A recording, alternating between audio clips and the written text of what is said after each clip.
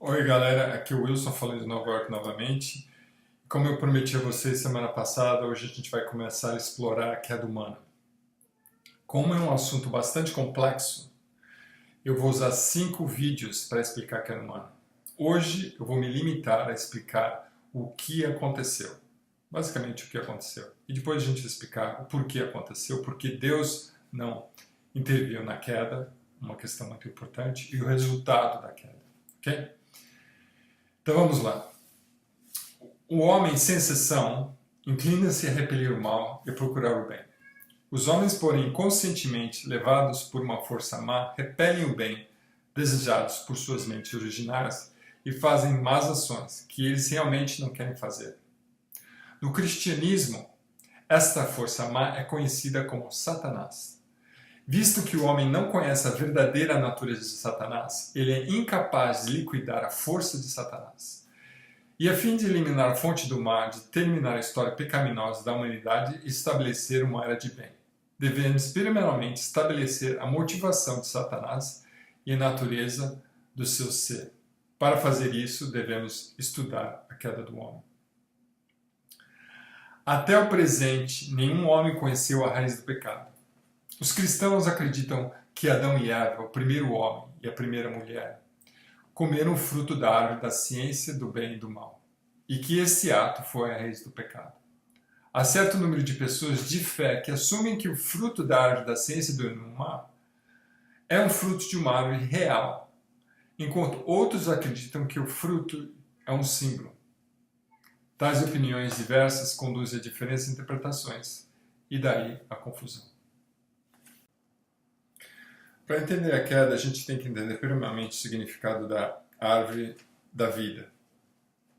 A árvore da vida aparece em várias partes da Bíblia, em Gênesis 3:24, Provérbios 13:12, Apocalipse 22:14, etc. E Apocalipse 22:14 diz o seguinte: abençoados são aqueles que lavam as suas vestes, para que eles tenham o direito da árvore da vida nos últimos dias. Então, a esperança dos seres humanos, principalmente dos cristãos, é atingir a árvore da vida. Na verdade, esse era a esperança de Adão enquanto ele crescia no Jardim do Éden. Adão, enquanto estava crescendo, a esperança dele era se tornar como Deus. Se nós olhamos nossos filhos, nossas filhas, etc., a gente vê que a esperança deles, o sonho deles é se tornar como os pais. Se é uma menina, como se tornar como a mãe. Se é um menino, como se tornar como o pai. Tudo o que a gente faz, as crianças imitam. Nós que somos pais sabemos disso, não é verdade? As meninas tentam colocar o make-up, o cosmético da mãe, os meninos tentam colocar a gravata do pai, etc. Então, a esperança de Adão, quando estava crescendo, era só como se tornar como Deus. Que, na verdade, essa era a bênção de Deus para Adão. Que ele refletisse a Deus, que ele se tornasse o templo de Deus, como a gente viu no princípio da criação. Então, na verdade, o significado da árvore da vida é a perfeição de Adão. Se o símbolo da árvore da vida era Adão perfeito, a outra árvore que estava também no jardim, a árvore da ciência do bem e do mal, significa a maturidade de Eva. Assim como Jesus também é apresentado como uma árvore no Evangelho, não é isso? Então, Jesus é o tronco e nós somos os galhos. Né? A mesma analogia que é usada no Evangelho, que Jesus é a árvore da vida, é apresentada aqui no Gênesis também. A árvore da vida é Adão, a árvore da ciência do bem e do mal, Eva. E também havia uma serpente no jardim. Essa serpente conversou e tentou Eva. Essa serpente conhecia os mandamentos de Deus, que é um ser invisível. Então, essa serpente provavelmente era um ser espiritual, para se comunicar conosco e para saber os mandamentos de Deus, só poderia ter sido um ser espiritual.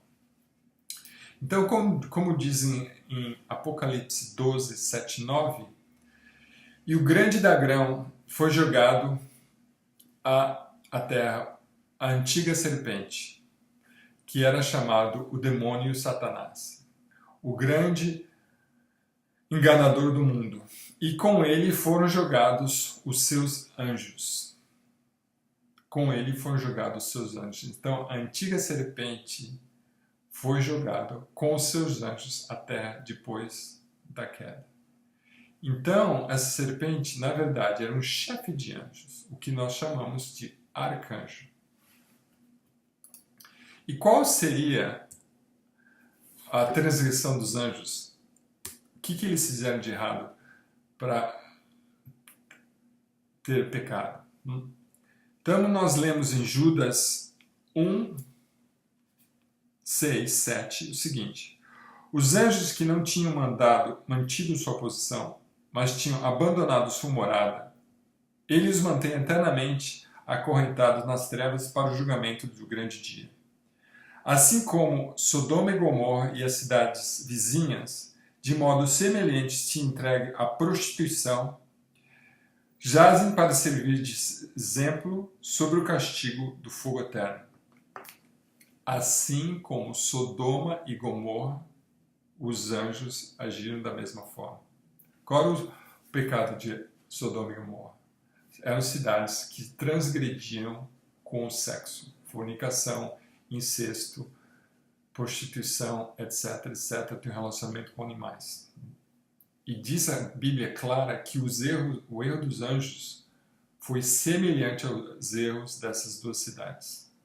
Então, os anjos transgrediram sexualmente. Se os erros dos anjos foram um erro sexual, qual foi o erro do ser humano? Na Bíblia diz que quando Adão e Eva, antes de caírem, eles andavam nus no paraíso, no jardim do Éden, e não tinham vergonha das suas partes sexuais. Mas depois que eles caíram, que eles cometeram o pecado, eles esconderam as partes sexuais. Interessante, não? É da natureza humana esconderem aquilo que é errado. Uma criança, como come um bolo ou rouba um doce antes do aniversário, as crianças escondem as suas mãos ou a boca. Se Adão e Eva tivessem cometido o erro com um fruto literal, eles deveriam ter escondido as suas mãos ou a boca, né, que usaram para comer o fruto. Mas não, eles esconderam as suas partes sexuais. Interessante. Então, provavelmente, eles usaram as partes sexuais quando transgrediram o mandamento de Deus. Então, o que aconteceu? Não era um fruto literal, como podemos ver. Cometeram o pecado com as partes sexuais. O pecado se passa de geração em geração. E o desejo de comer o fruto era maior que o desejo da vida. Apesar de eles sabiam que eles poderiam morrer se comessem o fruto, eles mesmo assim fizeram. O que é mais forte que o desejo de viver? É o desejo do amor. Não é isso? Então, não, o fruto, na verdade, estava simbolizando o amor de Eva. Eu falei que a árvore da ciência do bem e do mal era o simbolismo da maturidade de Eva. E o fruto da árvore era o amor de Eva. Do fruto, a árvore se multiplica. Da mesma forma, do fruto do amor de Eva era simbolismo. O fruto é o simbolismo do amor e da sexualidade de Eva. Então, basicamente, o que aconteceu? O arcanjo Lúcifer se apaixonou por Eva. Era uma mulher muito formosa, muito bonita, 15, 16 anos. Ele seduziu Eva.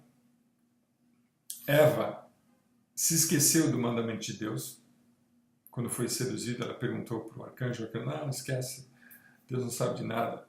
ela foi enganada pelo arcanjo, esqueceu o mandamento de não comer o fruto, teve um relacionamento impróprio, sexual e espiritual com o arcanjo e caiu. Depois disso, ela entendeu que, na verdade, a pessoa original por ter esse relacionamento era Adão. Ela, na intenção de voltar a Deus, ela tentou Adão sexualmente. Adão caiu, respondeu à tentação de Adão e os dois caíram sexualmente, fisicamente. Essa foi a dinâmica da queda. Muito importante. Deus é o criador do amor e do sexo. Então, na verdade, Adão e Eva eram para se tornar marido e mulher, se unir em casamento, ter relacionamento romântico, sexual e ter filhos, família, etc. Mas depois de ter herdado o primeiro mandamento, ter dado a imagem de Deus, o coração e o amor de Deus, através do cumprimento do mandamento, eles não deveriam ter respondido à tentação de Lúcifer e deveriam se manter puros para quando o tempo chegasse, a maturidade chegasse, eles seriam abençoados por Deus como marido e mulher. Então, na verdade, o pecado foi ter tido um relacionamento, primeiro, irregular, completamente fora do princípio com o arcanjo, que era um ser diferente deles, e depois ter um relacionamento entre eles centralizado no arcanjo e não centralizado na palavra de Deus. Esse foi o pecado original. Evidências que o pecado original